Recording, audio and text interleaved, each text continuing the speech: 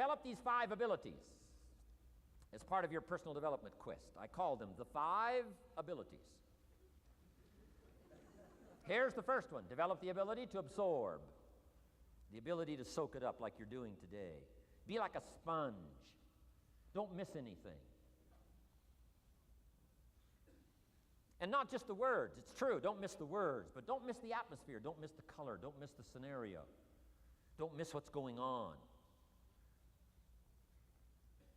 Most people are just trying to get through the day. Here's what I want you to be committed to do. Learn to get from the day. Don't just get through it, get from it. Learn from it. Let the day teach you. Join the University of Life. What a difference that'll make in your future. Commit yourself to learning. Commit yourself to absorbing. Be like a sponge. Get it. Don't miss it. I've got a personal friend of mine who's so gifted in this area. I think he has soaked up and remembers everything that's ever happened to him. He can tell you as a teenager where he was and what he did and what he said and what she said and how they felt and the color of the sky and what was going on that day. And the reason is because he gets it, he gets it, he gets it. I'm telling you, it's more exciting to have him go to Acapulco, come back and tell you about it, than it is to go yourself. He's unbelievable. He's got this extraordinary gift. And why is it? When he's there, he doesn't miss anything. Here's a good phrase for you to jot down. Wherever you are, be there. Be there to absorb it up. Be there to soak it up. Take a picture if you can, but take pictures of your mind. Let your soul and heart take pictures. Get it, capture it, absorb it. That's such an important ability to develop, the ability to get it, don't miss it. Don't be casual in getting it. Key phrase, casualness leads to casualties.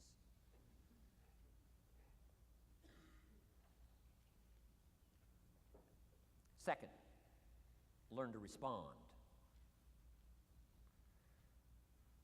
The ability to respond means let life touch you. Don't let it kill you, but let it touch you. Let sad things make you sad. Let happy things make you happy. I'm telling you, give in to the emotion. Let the emotion strike you, not just the words, not just the image. Let the feeling strike you. Let the emotion strike you. Here's what's important. Our emotions need to be as educated as our intellect. Our emotions need to be educated as well as our intellect. It's important to know how to feel. It's important to know how to respond. It's important to let life in, let it touch you.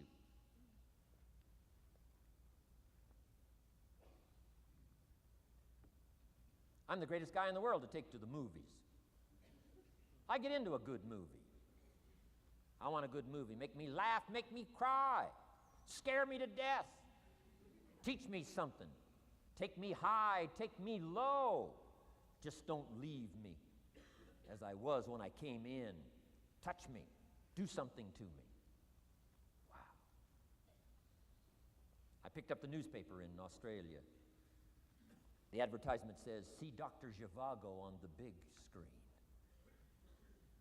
I said, my gosh, I got to go see it on the big screen. I'd seen it, 2 or 3 times before, but the big screen, I love the old theaters, right? The balconies and the chandeliers and the draperies and all this stuff, the big screen. So I go one more time, see Dr. Zhivago, and sure enough, I'm swept away one more time. Story of the Russian Revolution, Dr. Zhivago, and that whole scenario. I had always missed the importance of the ending of that movie until this time.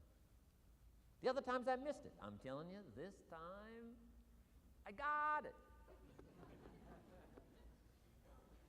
Comrade General said, Tanya, how did you come to be lost? After he'd found her, right? Said, how did you come to be lost? And she said, well, I was just lost. He said, no, how did you come to be lost? She said, well, we were, the city was on fire when we were running to escape, and I was lost. He said, no, how did you come to be lost? And that's what she didn't want to say. He finally pressed her again, how did you come to be lost? And she said, well, while we were running through the city and it was on fire, my father let go of my hand and I was lost. That's what she didn't want to say. Comrade General said, Tanya, that's what I've been trying to tell you. Komarovsky was not your real father. He was not. I'm telling you, I've been looking all over for you, and I think I found you. This man, my relative, Dr. Zhivago, the poet, I'm telling you, he was your father. And Comrade General said, Tanya, I promise you this, if this man, your real father, had been there, I promise you, he would never have let go of your hand. And I got it. This time I got it. The other times I'm eating popcorn waiting for the movie to finish. I mean, this time I got it. I got it. I'm asking you to get it. Absorb and respond. Maybe you heard the story about the evangelist here in Texas way back in the horse and buggy days. Used to put up his tent in, these various Texas towns and hold tent revivals.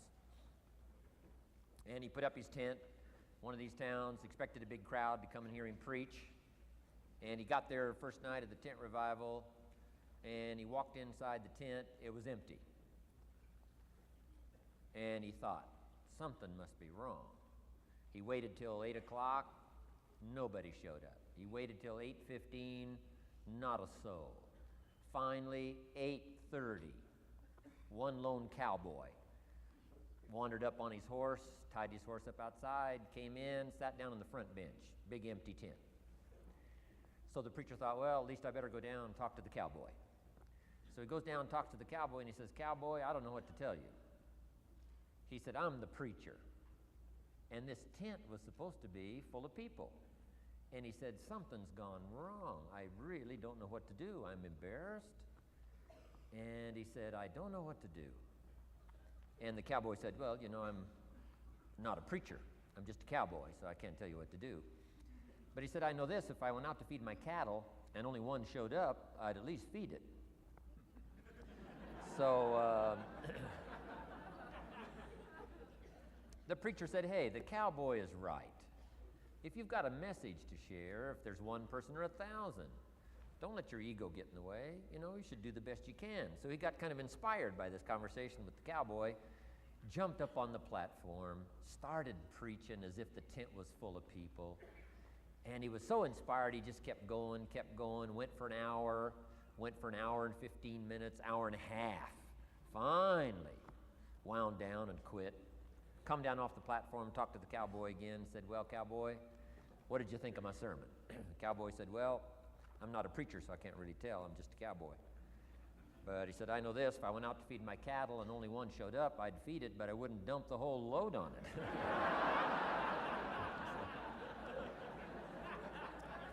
So, if it seems like we're dumping the whole load here today, I guess we really are. But you guys are working hard. Does anybody have 4 pages of notes? Oh, wonderful, wonderful. My job, I'm getting it done. Wonderful. We should give a prize one of these days for the most notes. Fantastic. I congratulate you. You're working as hard as I am. I appreciate that. Okay, we got some more work to do, so let's go to work. Everybody's okay? Say, I'm okay. I'm okay. All right. I'd love to take you with me as my traveling audience. Wow. We've covered the first 2 abilities in the personal development quest. One is the ability to absorb, don't miss anything, pay attention. Good watchword for the 90s, pay attention. Things are moving so fast these days, you got to pay attention, pick it up, soak up the colors, soak up the sounds, soak up what's going on. Second, respond, let life touch you. Let the emotions affect you as well as the sights. Now here's the third ability. Develop the ability to reflect. Reflect means go back over, study it again. Go back over these notes that you're taking today. Go back through the cassettes one more time. Read the text one more time. But there's more to it than that. Go back over your day. I call it run the tapes again, so that the day locks in firmly. Here's some good times to reflect. 1, at the end of the day. Take a few minutes at the end of the day. Go back over the day. Who'd you see and what'd they say and what happened? How'd you feel? What went on? So that you capture that day. A day is a piece of the mosaic of your life. Number one, don't treat it casual. Number two, get from the day. And then number three, go back over the day so that it locks in that experience, the knowledge, the sights, the sounds, the panorama, the color motion picture of the day. Just lock it in so that it will serve you for the future, having that day, not missing it. Next, take a few hours at the end of the week, called time to reflect. Go back over your day timer, go back over your calendar, go back over your appointment book. Where did you go and who did you see and how did it feel and what went on? Capture that week. A week is a pretty good chunk of time. Next, take half a day at the end of the month, called time to reflect. And do the same thing again. Go back over what you read, go back over what you heard, go back over what you saw. Go back over the feelings to capture it so that it serves you. Next, take a weekend at the end of the year to establish this year now firmly in your consciousness, firmly in your experience bank, so that you've got it, so that it never disappears. Good ability to acquire, the ability to reflect. Go back over. Remember, remember, remember.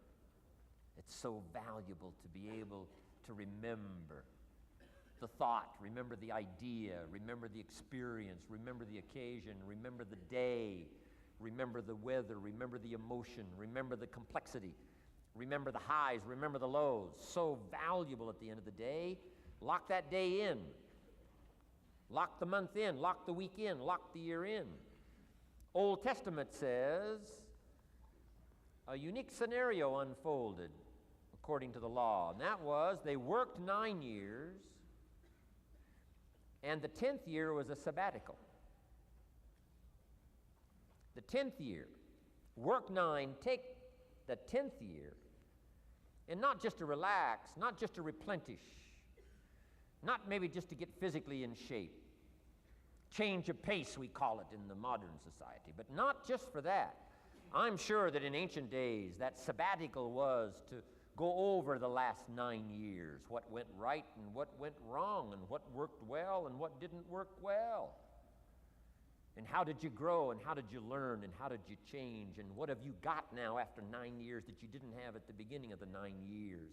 See, that's so valuable, a sabbatical, some time.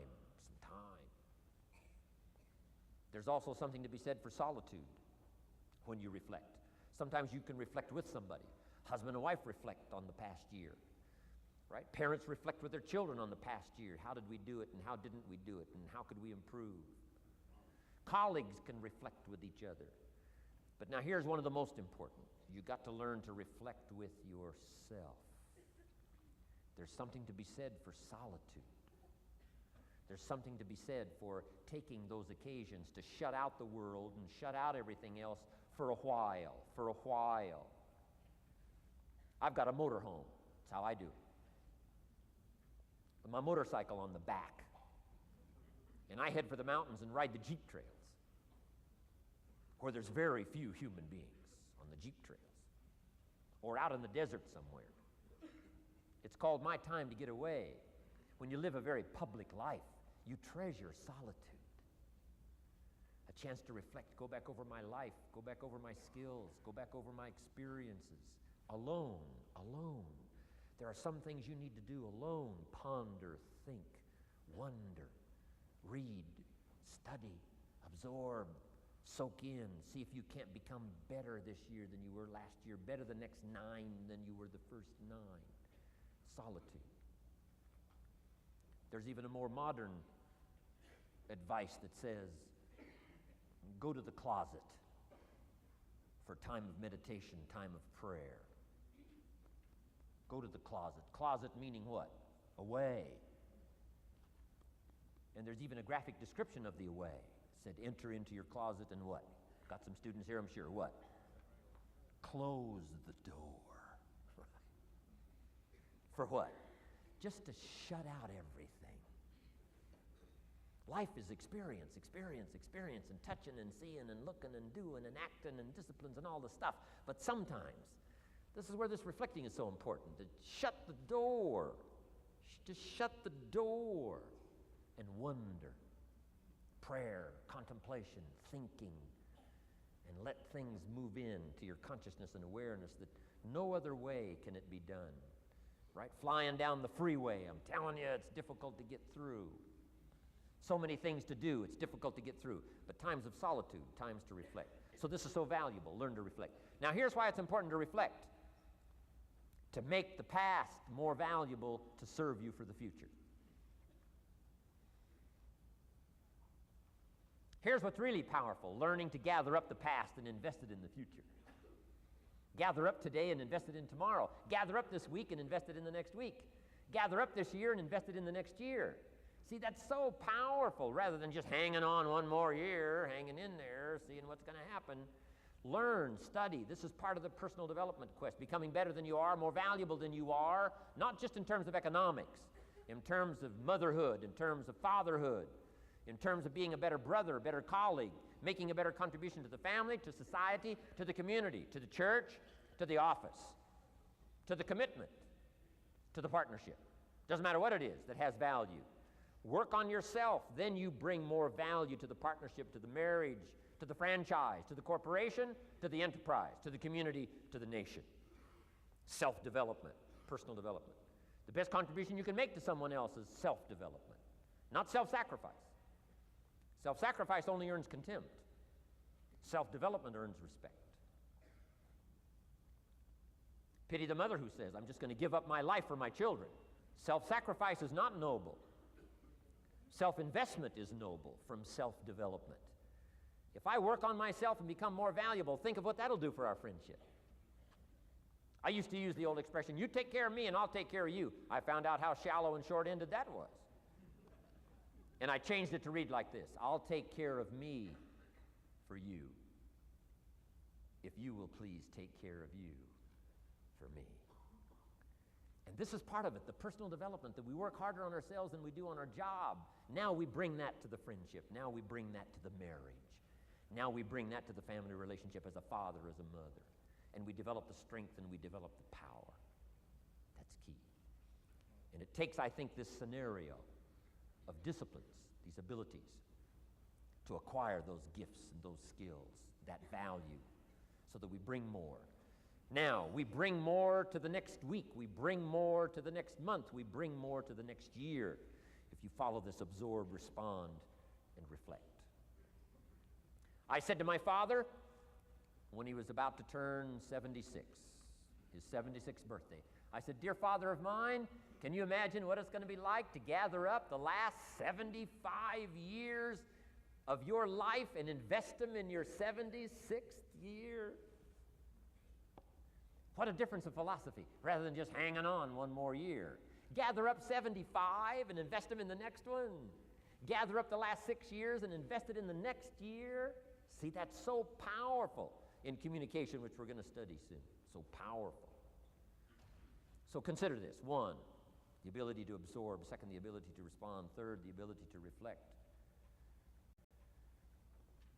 Here's number 4. Develop the ability to act. Take action. Not hasty if it isn't required, but don't lose much time. Here's the time to act. When the idea is hot and the emotion is strong. That's the time to act. You say, Mr. Rohn, I'd like to have a library like yours. See, if you feel strong about that, what you got to do is get the first book and then get the second book. Before the feeling passes and before the idea gets dim, action pronto, action immediate, action as soon as possible. Because if you don't, here's what happens. We call it the law of diminishing intent. We intend to when the idea strikes us. We intend to when the emotion is high. But now if you don't translate that into action fairly soon, now the intent starts to diminish. And a month from now it's cold. A year from now, can't be found.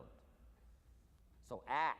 Set up a discipline when the emotions are high and the idea is strong and clear and powerful. That's the time to set up the discipline. Somebody talks about good health and you're stirred. Says, right, I need to get a book on nutrition. Get the book before the idea passes and before the emotion gets cold. Go for the book. Start the library. Start the process. Fall on the floor. Do some push-ups. Action. Got to take action. Otherwise, the wisdom is wasted. Otherwise, the emotion soon passes. Unless you put it into a disciplined activity. Capture it. Disciplines is called how to capture the emotion and how to capture the wisdom and translate it into equity. Disciplines. Now, here's what's important about disciplines. All disciplines affect each other. In fact, here's a good philosophical phrase. Everything affects everything else. Nothing stands alone. Don't be naive in saying, well, this doesn't matter. I'm telling you, everything matters. There are some things that matter more than others, but there isn't anything that doesn't matter. Okay. We all pity the man who says, well, this is the only place I let down. Not true. Key to take home. Every letdown affects the rest of your performance. Every letdown affects the rest. This is part of the educational process on personal development. If you don't take the walk around the block, you probably won't do the apple a day. If you don't do the apple a day, you probably won't start building your library. If you don't build your library, you probably won't keep a journal, and you won't take pictures, and then you won't do this, you won't do wise things with your money, won't do wise things with your time, won't do wise things with your possibilities and relationships, and the first thing you know, 6 years of that accumulated, and we say you have messed up. So the whole key to reversing that process now is to start picking up these disciplines. Now here's the positive side. Every new discipline affects the rest of your disciplines. Every new one affects the rest. That's why action is so important. The least action, the smallest action. Take it.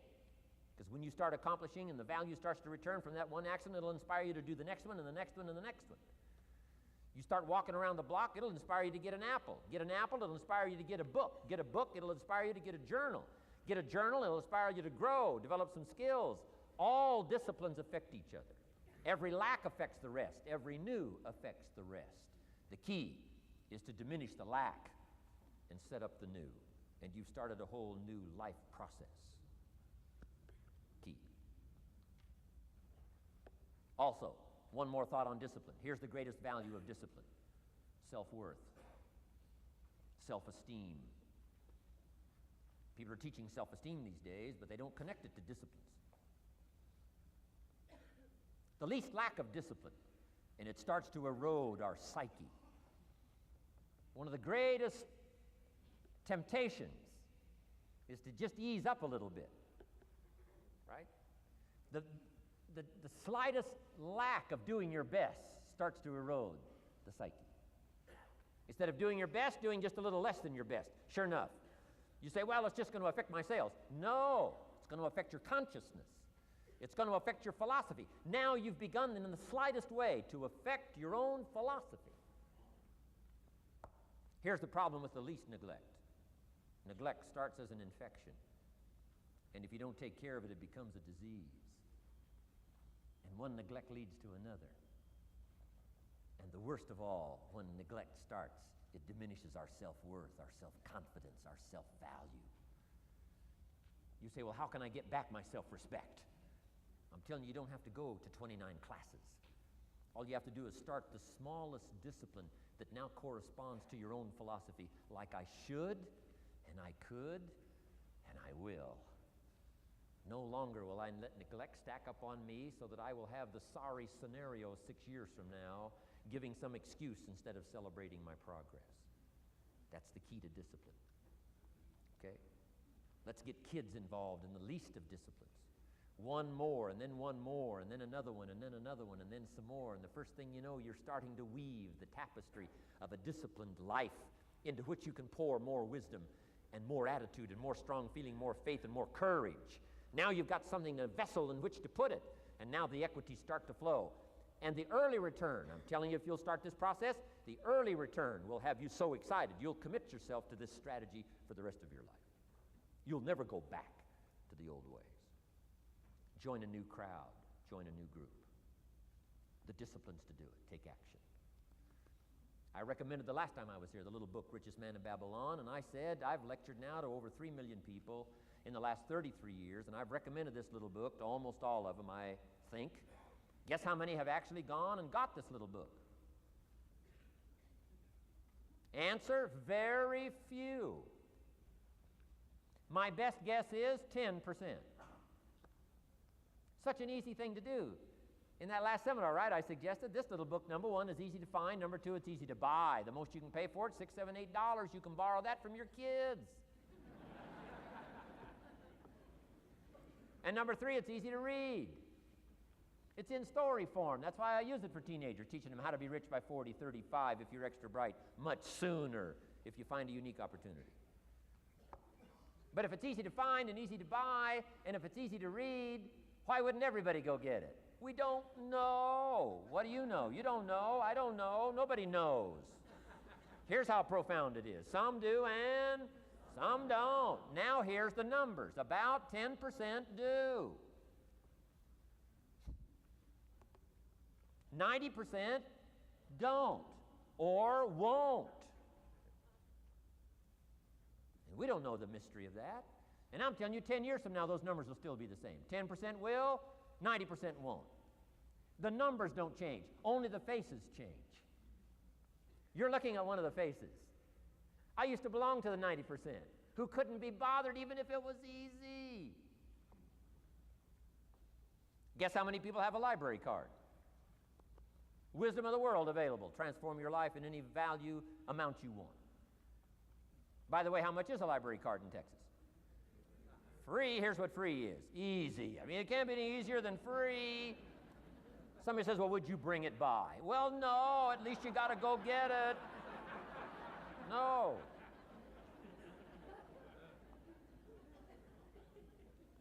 Wisdom of the world available. Transform your life spiritually, socially, personally, economically, and every other way. Teach you how to be rich and powerful and sophisticated and healthy, influential. How many people have a library card? Answer, 3%. 95, 97% couldn't be bothered. Guy specializes in happy hour, but he doesn't have a card. And now readily and quickly blames the government and blames his company and blames policy and blames the pay scale. When if he only knew, if he joined the 3%, here's my advice to you today. Walk away from the 97%. Don't talk like they talk. Don't act like they act. Don't go where they go. Don't specialize in what they specialize in. Throw away the blame lists they cling to. Start you a new life. You say, well, is it as simple as getting a library card and join the 3%? And the answer is, of course. Of course. That's how easy this stuff is. This is so easy. It's so simple. It's not complex. You don't need a 2,000-year-old guru. You don't need multi-track affirmations. I'm telling you, don't. Affirmation without discipline is the beginning of delusion. Key. Don't let somebody sweep you into some contrary way to nature itself says, unless you labor. The miracle of the seed and the soil and the seasons and God and all the other stuff that's available, sunshine and rain, that's not available to you by affirmation. It is only available to you by labor. So labor well. Okay. Learn well. Discipline yourself well. And you can have all the treasures you want. This stuff's easy and simple. It's not ocean waves and seagulls. You don't have to move to Sedona where all the force fields come together in Arizona.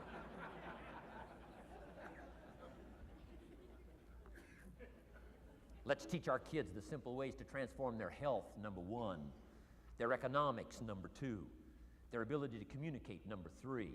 Their life and treasure and lifestyle, number four. Spirituality, number five. And the list goes on and on. Let's not leave out any of the least of disciplines that encourage us to do the next one, to do the next one, to do the next one. First thing you know, this whole scenario for you is spinning up instead of out of control on the negative side. This is all you got to do. It's as simple as this. It's as simple as a start, committing yourself to life change. And once you start down this road, I promise you, you'll join the 10% and the 3%. We're going to talk financial independence in just a little while. Guess how many people can retire from the income of their own personal resources when it comes time to retire? Answer, 5%. In the most independent country in the world, 95% are dependent, 5% are independent. Take charge of your own retirement. I'm telling you, if you take charge of your own retirement through personal development and all these skills we've taught today, plus what's coming up, financial independence, I'm telling you, take charge of your own retirement, you can multiply it at least by 5, maybe by 10, maybe by 20, maybe by 100. Let the government take care of it, some company take care of it, you got to divide by 5. Take charge of your own life, take charge of your own day, take charge of your own conversation, take charge of your own family, take charge of your own possibilities. And learn these skills, develop this kind of strategy, and I'm telling you, life will open up for you. Join the 3%, join the 10%, join the 5%, walk away from the 95%. In our Leadership Weekend we teach, find out what poor people read and don't read it.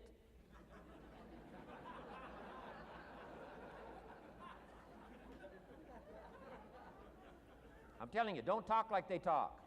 Lend a helping hand, but don't fall into their poor philosophical scenario.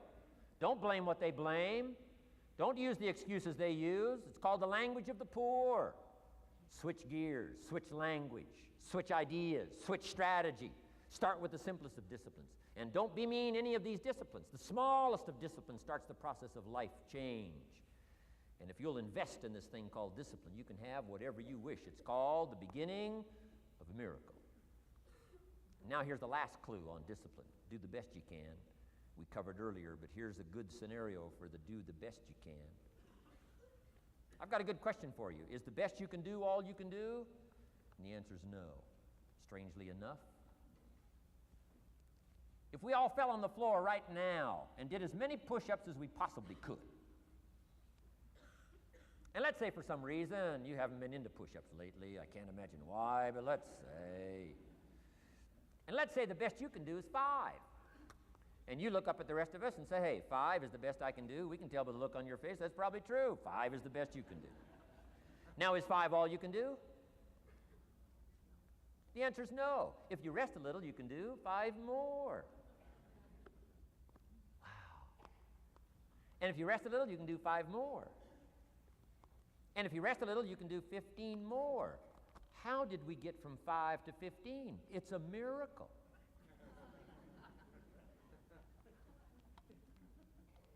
And if you rest a little, you can do 15, rest a little, you can do 15, rest a little, you can do 20.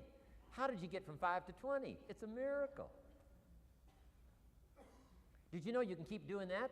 Do a little more, rest a little, do a little more, rest a little, and finally get up to 50 push-ups? Is it possible to get up to 50 push-ups?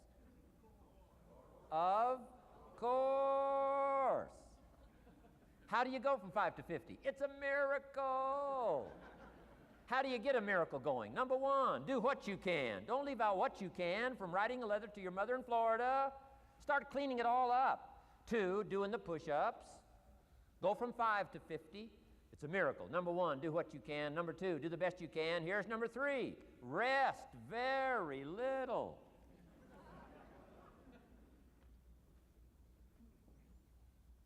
Don't rest too long. Why? The weeds take the garden.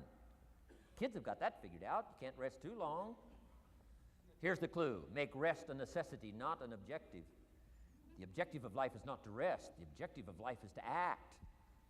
Think of more disciplines. Think of more ways and means in which to use your own wisdom and your own philosophy, and use your own attitude, your own faith, your own courage, your own commitment, your own desires, your own excitement. Invest it, invest it, invest it, invest it in discipline so that it's not wasted. The smallest of discipline. Thereby transform your life. Join the 5%, join the 10%, join the 3%. Guess when I went and got this little book, Richest Man in Babylon? The same day I heard about it. I went and got it. Somebody says, well, Mr. Rohn, does that make you different than most other people? And the answer is yes. Somebody says, well, why is that? We don't know. We don't know. What do you know? You don't know. I don't know. None of us knows. Some do and some don't. The numbers don't change. Only the faces change. from those who get in on a seminar like this, listen to a dynamic sermon, read a book, listen to some cassettes, take seriously the next conversation of a friend who wants to level with you, and do something about it. And you can walk away from the 97% and not live there anymore. Because if you don't, the next 6 years of your life will be like the last 6. Mr. Shove said to me, Mr. Rohn, 6 years now you've been working. I'm telling you, the next 6 years of your life is going to be like the last 6 unless you take advantage and start making these personal changes. I made the changes, totally revolutionized my life. So take a look at the next 5 years of your life. It's going to be like the last 5 unless you change. And if you will change, everything will change. Join the 5%. 10 years from now, the numbers are going to be the same.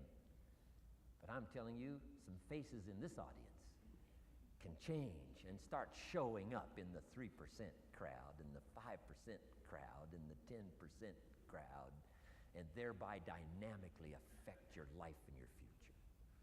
Develop these strengths. Now here's the last ability. Develop the ability to share. Pass along to someone else. If you've picked up a good idea today, pass it along. Don't let it stay. Pass it along. A book, if you take one of these little books I've suggested home and it affects you, pass along. Say, hey, I found a book, really helped me. I found a book, got me thinking. I found a book, changed my health. I found a book, got me inspired. Pass it along, pass it along, pass it along. Here's what's exciting about sharing. If you share with 10 different people, they get to hear it once, you get to hear it 10 times.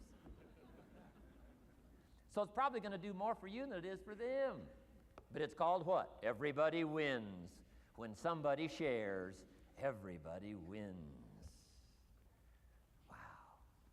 Share your ideas, share your experiences, share your knowledge. You can have just as much pleasure as I do.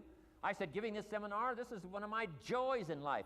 Give a seminar like this, make the best investment I can of words and spirit and heart and soul and time, energy. I don't have to work this hard. But I gladly work this hard. Why? I want the return. Your words touch my life. See, that's heavyweight stuff. You can't buy it with money. But I'm telling you, you can get the same thing started by recommending a book. Somebody will read that book, and then they'll read another one, and they'll read another one, and they'll come to you someday and say, you got me started. That book you recommended turned my lights on, turned my mind around, got me thinking, got me pondering, and I've been on track ever since. You can get just as much praise as I do if you'll share with your children, share with your colleagues, share with everybody that comes within your grasp. Share. Now here's what sharing does. Not only helps you, helps the person you share with. Here's what else it does. Makes you bigger than you are. If I had a glass of water up here and it was full, question, can that glass hold any more water? If it's full, if the glass is full, can it hold any more water? The answer is yes. But for it to hold more, you got to pour out what's already in. That's what I'm asking you to do. If you're full of ideas, if you're full of good things, I'm asking you to pour it out, pour it out, pour it out. Why? I'm telling you, more will be poured in, poured in, poured in. Next, when you do pour out, you become bigger. Not like a glass that stays the same. Human beings have the ability to grow in consciousness and awareness and capacity. It's unlimited capacity. I found out kids don't lack capacity. In Europe, the kids speak what? 2, 3, 4, 5, 6 languages. When I grew up, my father spoke German, never taught me. My mother spoke French, never taught me. They were trying to get away from all the old world languages back then. Had no concept how valuable languages were going to be in the future. Just didn't know. So they abandoned the German, abandoned the French. I could have learned all 3 languages instead of just English. My girls went to school in Beverly Hills. They've turned that around. In first grade now in Beverly Hills school system, they offer 3 languages besides English: French and German, Spanish. Why? Because kids can learn 2 languages just as easy as one. Question, how many languages can a child learn? Here's how many. As many as you'll take the time to teach them. They do not lack capacity. They only lack teachers. Wow. And I'm telling you the same thing is with you. You don't lack capacity. But here's how you expand your capacity. And that is to share what you've got. Now you get bigger. Share some more, and now you get bigger. I'm here for a very self-interest reason. If I share with you, my consciousness grows. If I share with you, I get to hear this again. Somebody asked me not long ago, said, Mr. Rohn, how are you doing with all this stuff? You get on everybody's case pretty hard. How are you doing with all this stuff you teach? I said, well, best I can share with you is this. Listen to me very carefully, but don't watch me too close. This stuff's easier to lecture on than it is to do. I understand that. I'm working on it just like you. But hey, pour out what you've got so that your capacity grows. Now, why should you want your capacity to grow? Very self-interest reason. Here it is. To hold more of the next experience.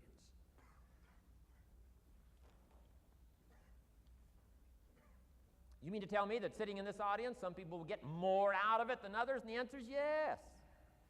If you haven't been into expanding your own capacity lately, you might not get much from this seminar. But if you've been into expanding your capacity, and you've been sharing, and you've been doing all this stuff, I'm telling you, no telling what all this could mean to you today, this chance to grow, change, develop, absorb, take in. I'm asking you to expand and grow so you can hold more of the next experience. Some people can't be very happy. You could pour happiness out on the whole world. Some people can't be very happy. Why? They're not big enough. If you're small, you don't get much. Small in comprehension, small in the ability to think and wonder, small in appreciation, no matter how much is poured out. Prosperity can be poured out on the whole country. Some people don't get much. Why? They're too small in their thinking, too small in their ability to share, have not expanded to their full capacity. Don't be like that. Now, some people aren't going to get much because they've got their cup turned upside down. You couldn't put anything in. Learn to share. It's a glorious, glorious experience. Okay, enough on personal development. Let's cover now setting goals. Let me show you something that turned me every way but loose. I've never been the same since I found out about it. Learning how to set goals.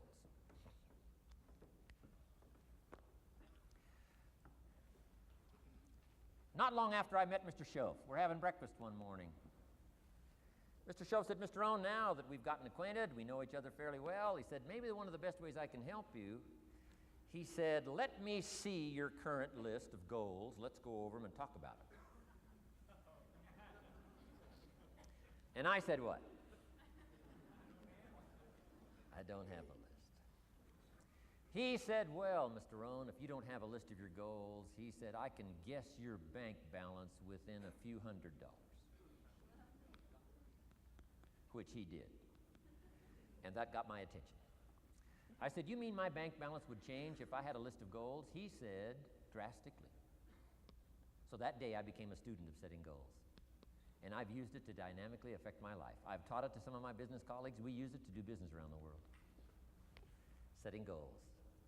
It can turn out to be a drama for your life. Here's what goals are. Your vision of the future. Your vision of the future. Now, there's two ways to face the future. One, with apprehension. Number two, with anticipation. Guess how most people face the future? With apprehension. Why? Major reason why. They don't have it well designed. They've left the design of their future to somebody else. And if you don't make plans of your own, guess what? You'll probably fall into someone else's plans. Guess what someone else may have planned for you? Not much.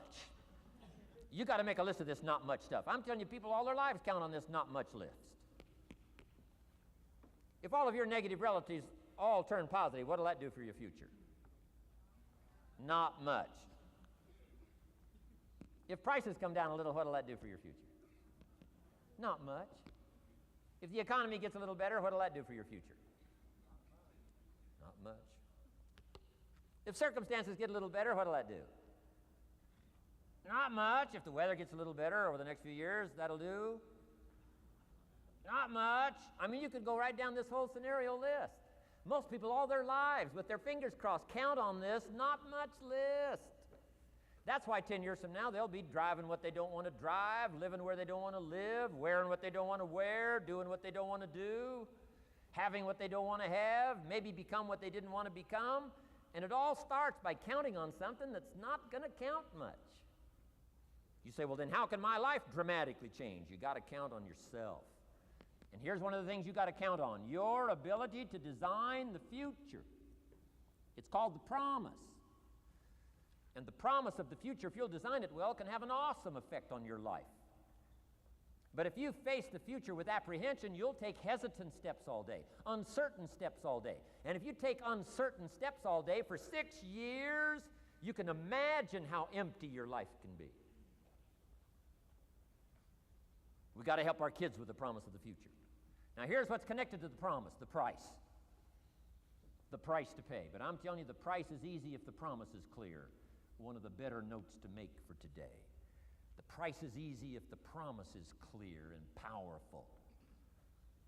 But the price seems almost too much to pay, too much to get over, too much to accomplish if the promise isn't clear, if the promise isn't powerful.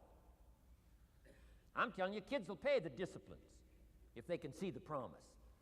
One of our biggest challenges as parents in the 90s is to help our kids see the promise of the future. That's why I'm teaching financial independence, how to become wealthy and powerful and sophisticated and healthy and unique.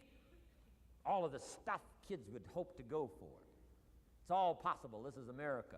That's the promise of the future. The price, a few simple disciplines practiced every day. And I'm telling you, the kids will pay the price of the simple disciplines if they can see the promise of the future. But if they can't see, they don't want to pay. And the same is true of all of us. We will pay the most extraordinary disciplines if we can see the promise of the future, called setting goals. So I'm asking you to get a handle on the future.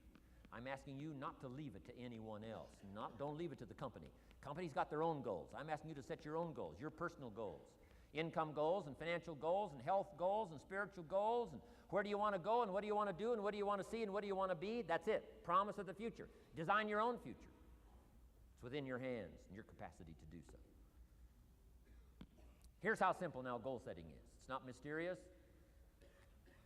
You don't have to anchor, you don't have to focus, you don't have to visualize, none of that stuff. Here's how simple goal setting is. Changed my life. Decide what you want and write it down. I mean, that's how profound this stuff is. Decide what you want and write it down. Make a list. Where do you want to go? What do you want to do? What do you want to see? What do you want to be? What do you want to have? What do you want to share? What projects would you like to support? What would you like to be known for? What skills would you like to learn? Some extraordinary things you'd like to do, ordinary things you'd like to do, right? Silly little things you'd like to do, very important things you'd like to do. Decide on all that stuff and write it down, write it down, write it down. That's how simple this stuff is. And it's your own private list. If it's really private, you know, on your list, put some stuff in code where nobody can understand it if this list fell into unfriendly hands. And simple things, whatever. Foolish things, doesn't matter. It's your list. I had a little revenge on my first list.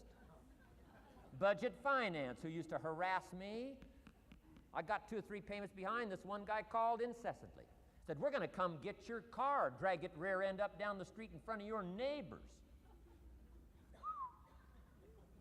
Put me down something fierce. When I met Shof, got my life straightened out, one of the first things on one of my lists was budget finance. And when I finally got the money, I needed a little drama in my life. Finally got the money to pay him off. I put it in small bills in a big briefcase. Walked into the budget finance office on Wilshire Boulevard in Los Angeles. The guy who harassed me so often, his desk was about 3 back. I opened the door, walked in, right up to his desk, stood right in front of him, never said a word. He said, well, what are you doing here? Didn't say a word. I opened up this briefcase, dumped this pile of money all over his desk. I said, count it. It's all there. I'll never be back. Turned around, walked out, slammed the door. Now that might not be noble, but you got to try it at least one time.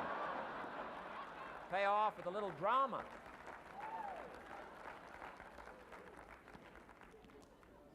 got to check them off my list.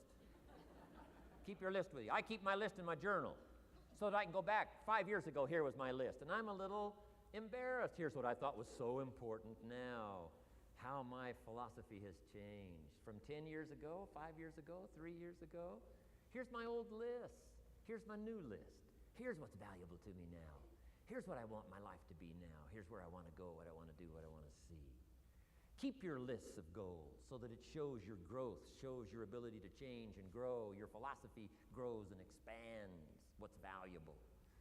Setting goals. Doesn't matter how small, foolish it is. Put it on your list. My Japanese friend, Toro Ikeda, put on his first list, a Caucasian gardener. Good morning. Thought that was good.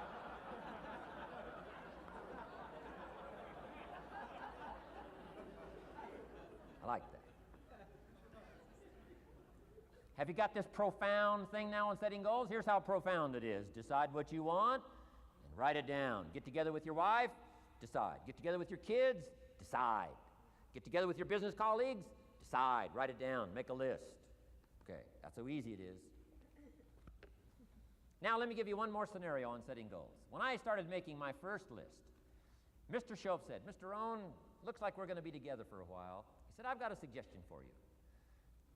He said, I think one of the first goals you ought to set, you're a 25-year-old American male. Sure, you've made some mistakes, but now you're on the road to better things. You got a family, worth it. Reasons makes the difference. And he said, you've got every reason to do this. He said, why don't you, among all the goals you're going to set, why don't you set a goal to become a millionaire? A millionaire. This is America. All the possibilities are available. Why don't you set a goal to become a millionaire? He said, it's got a nice ring to it. Millionaire. Enough zeros to impress your accountant? Millionaire. And he said, here's why. Now I thought, the man doesn't need to teach me why. I'm thinking, wouldn't it be great to have $1 million? He said, no, that's not it. Here's why. And I had one of the greatest lessons I ever learned, and I'm about to share it with you. This will be worth the price of being here today if you can capture what I'm about to share with you. Babysitter fees, whatever else you paid. Some of you missed some sales today to be here, so this is a costly day for you. But what I'm about to share with you changed my whole life. Here's what Mr. Shope said. Set a goal to become a millionaire. And he said, here's why. For what it will make of you to achieve it. And I got one of the greatest classes in one sentence I've ever received in my life. Set a goal that'll make you stretch that far. For what it will make of you to achieve it. What a brand new reason for setting goals. What an all-encompassing challenge to have a better vision of the future. What for? To see what it will make of you to achieve it. And here's why. The greatest value in life is not what you get. The greatest value in life is what you become. Major question to ask on the job is not, what am I getting here?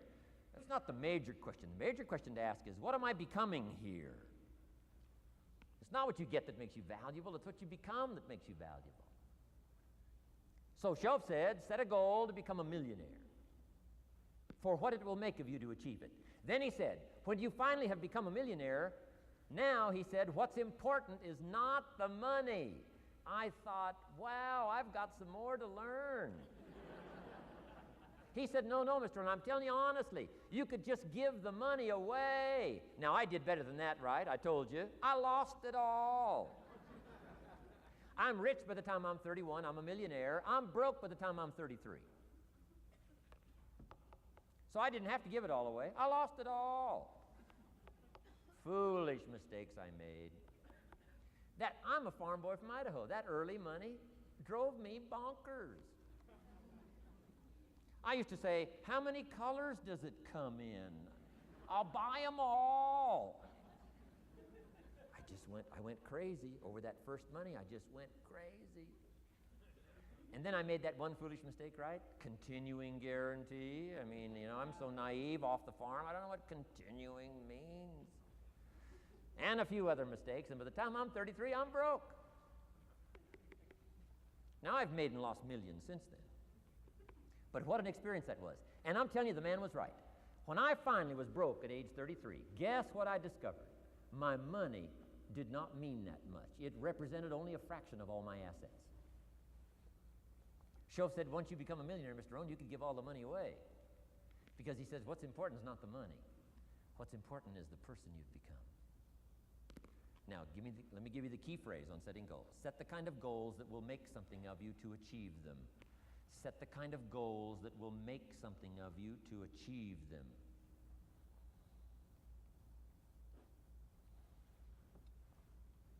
Always keep that in mind. What will this make of me? If I set this goal and go for it, not only will I achieve it, but what will it make of me in the process? What a whole new concept on setting goals. Now, there's two parts to this, and then we're wrapping up goals. Here's the first part now in this goal setting for what you become. Number one, don't set your goals too low.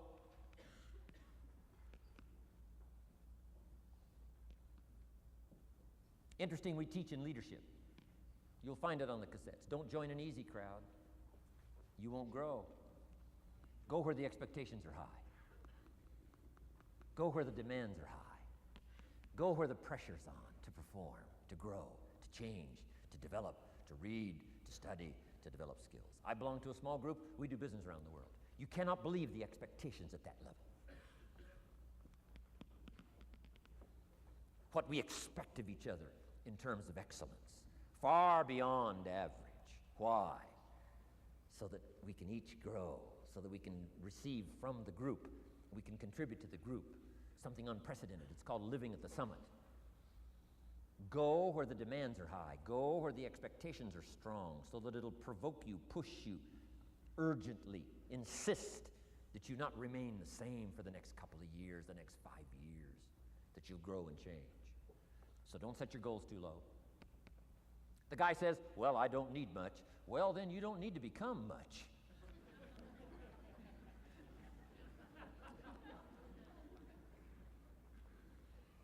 Now, here's the last part on setting goals. Don't compromise. Don't sell out. There were some things I went for back in those early years that I paid too big a price for. If I'd have known how much it was going to cost me, I never would have paid, but I didn't know. So don't sell out. Ancient phrase says, count the cost, count the cost, count the cost. An ancient story says, Judas got the money. You say, well, that's a success story. No. It's true, 30 pieces of silver in those days was a sizable fortune. You say, well, if a guy's got a fortune, right, that's a success story. No, you don't understand. His name was Judas. Doesn't that ring a bell? Judas. You say, oh, yes, Judas, the traitor. That's right, the traitor got the money. Doesn't that change the story? And the answer is, of course, it changes the story. Interestingly enough, after Judas gets the money from becoming a traitor, he's got the money in his hot little hand, and now he's unhappy. Somebody says, well, if you had a fortune, how could you be unhappy? Well, he wasn't unhappy with the money. He was unhappy with himself. Key phrase, the greatest source of unhappiness is self-unhappiness. The greatest source of unhappiness doesn't come from outside. The greatest source of unhappiness comes from inside. And here's where the erosion starts, doing a little less than you could. That's where the beginning little infection of unhappiness starts, doing a little less than you can, not feeling that good about yourself. So don't let that happen. Judas is unhappy. He says, what'll I do? He says, oh, I'll just take the money back. Walked in where he got the money and said, here, take this money, I'm unhappy. They said, heck with you, Judas. We got what we wanted. You got what you wanted. Out. They threw him out with his money.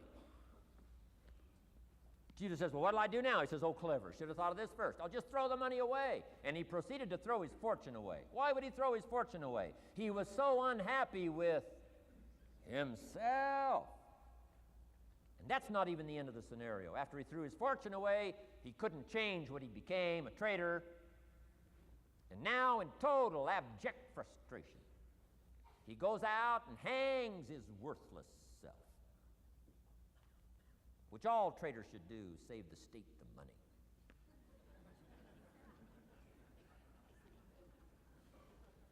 Why such a tragic end? Because he was so unhappy with himself. He sold out. He sold out. He paid too big a price. Ancient script sums it all up and said, what if you gained the whole world and it cost you your soul? Too big a price to pay if you got the whole world. Don't sell out. Don't compromise your values. Don't compromise your virtues. Don't compromise your philosophy. Key. Here's the key word, beware. If Judas could speak back, he'd probably say beware. Two good words from ancient script. One, behold, the positive word. Behold the possibilities, behold the opportunity. Behold the drama, behold the awesomeness, behold the uniqueness. Behold the majesty, behold, behold. What a good word. But here's the other word, beware, beware, beware. Don't sell out. Mark well what you become in pursuit of what you want. But I'm inspiring you, hopefully, to set the kind of goals that will transform your life, make you far better than you are, far stronger than you are. Okay. Isn't this good advice? This is such good stuff. I should have paid to get in, right?